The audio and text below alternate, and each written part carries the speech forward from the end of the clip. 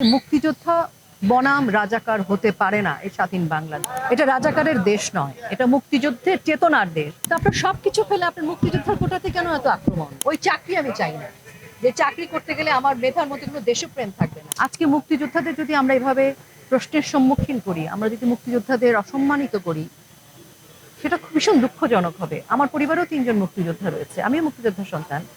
আমার কথা হচ্ছে যে যে কোনো দাবি, যে কোনো আন্দোলন হতে পারে। কোটা আন্দোলনের কথা আমি যেটা বলবো সেটা হচ্ছে যে মুক্তিযোদ্ধা বনাম রাজাকার হতে পারে না এই স্বাধীন বাংলাদেশে। মানে যে কোনো দাবি, যে কোনো আন্দোলনের একটা সিস্টেম আছে যে আপনি আন্দোলন করেন, আপনি দাবি দাওয়া নিয়ে রাস্তায় নামেন, কিন্তু একটা দেশের মূল যে ভিত্তি মুক্তিযুদ্ধের চেতনা, মুক্তিযোদ্ধা, তার বরাবর যদি রাজাকার দাঁড়িয়ে থাকে, রাজাকার তো বাংলাদেশ চাইনি। যারা আজকে রাজপথে কথা বলছে আমি রাজাকার বলছি, তাদের আমি স্মরণ করিয়ে দিতে চাই এই যে ৩০ লাখ শহীদের রক্তের বিনিময়ে বাংলাদেশ পেয়েছি।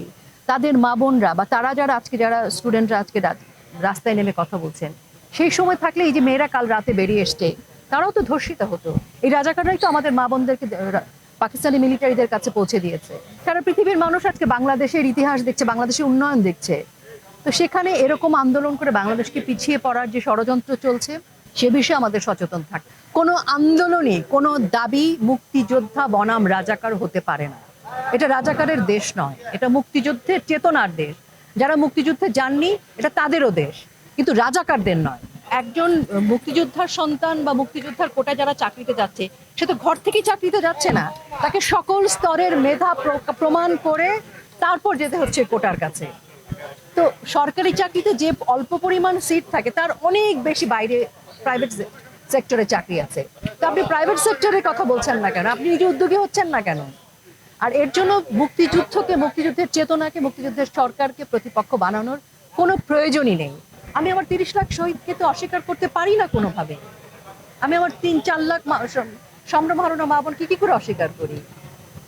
আমি তো এই কোটা চাই না, আমি তো এই শিক্ষা চাই না, আমি তো এই আন্দোলন চাই না। হ্যাঁ, আমি চাই আমার চাকরি হোক, আমি চাই আমার সন্তানের চাকরি হোক, সবই ঠিক আছে। কিন্তু এর দাবির মানে তো এই না যে আমি আমার মুক্তিযোদ্ধাকে অস্বীকার করব, আমি আমার সম্ভ্রম হারানো মা বোনের ত্যাগকে অস্বীকার করবো। দেখেন, কোটা আন্দোলন শব্দটাই তো কেমন। তো আরো তো কোটা আছে, আপনার ডিস্ট্রিক্ট কোটা আছে না, নারী কোটা আছে না। তো আপনার সবকিছু ফেলে আপনার মুক্তিযোদ্ধার কোটাতে কেন এত আক্রমণ? তার মানে এটা কোনো না কোনোভাবে মুক্তিযুদ্ধের চেতনার প্রতি আক্রমণ। আমরা যে অসাম্প্রদায়িক চেতনার বাংলাদেশের কথা বলি, তার প্রতি আক্রমণ, বাংলাদেশের উন্নয়নের প্রতি আক্রমণ।